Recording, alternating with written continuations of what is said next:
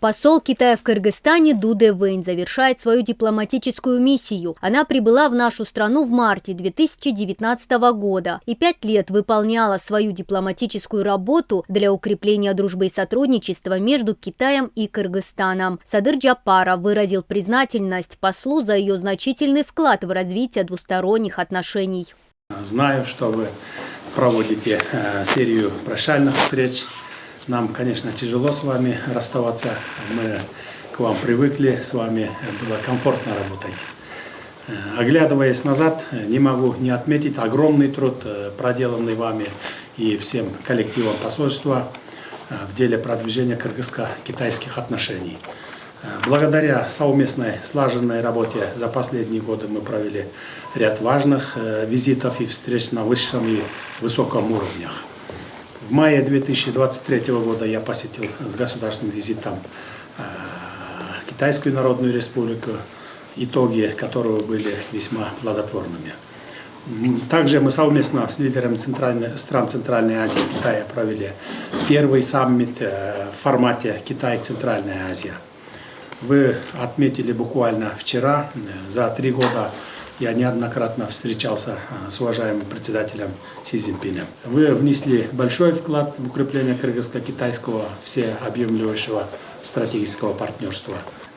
Мы с уверенностью можем сказать, что за это время нам удалось совместно, конечно, под стратегическим руководством председателя Си Цзиньпина и вашего личного заботы вывели китайско-киргизские отношения на новую историческую высоту.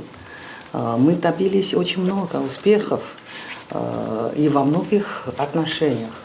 Конечно, тут самое главное, это между вами и председателем Си Цзиньпином установили очень тесные, хорошие личные дружбы и контакты.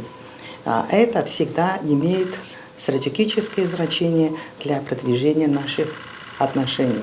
Вы же указываете дорогу, указываете направление, помогаете нам решить самые трудные проблемы, я бы так сказала.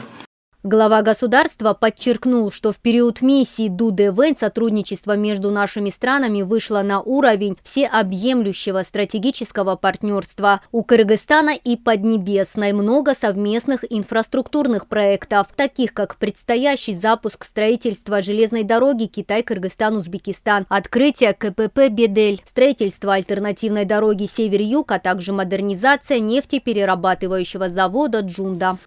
Проекты большие, даже некоторые, что за несколько десятков лет не решили, мы продвинули. А тут за 2 года решили.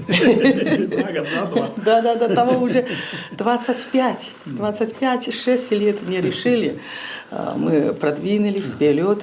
Конечно, железная дорога Китай-Кыргызстан, флагманский проект в рамках инициативы «Один пояс, один путь». И КПП «Бедель» – это тоже такой стратегический проект, который будет очень помогать увеличить и укреплять нашего сотрудничества.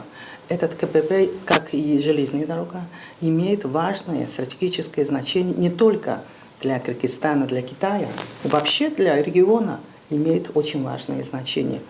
Стороны также подчеркнули значительный рост товарооборота между странами за последнее время. По данным Ду Дэвэнь, если в 2019 году его объем составлял около 6 миллиардов долларов, то в текущем году, по прогнозам, он достигнет более 20 миллиардов долларов. Китай постоянно является самым большим торговым партнером для Кыргызстана, самым большим инвестором, зарубежным инвестором для Кыргызстана и самым большим поставщиком товаров для Кыргызстана. И я думаю, что такие статусы только укрепляют, не будет потерять, а укрепляет. И еще альтернативная дорога Север-Юг уже завершается. Я думаю, что в следующем году будет действовать. Это тоже для Кыргызстана имеет стратегическое значение, чтобы север и юг уже теперь не отдельно, а вот совместно будет развиваться.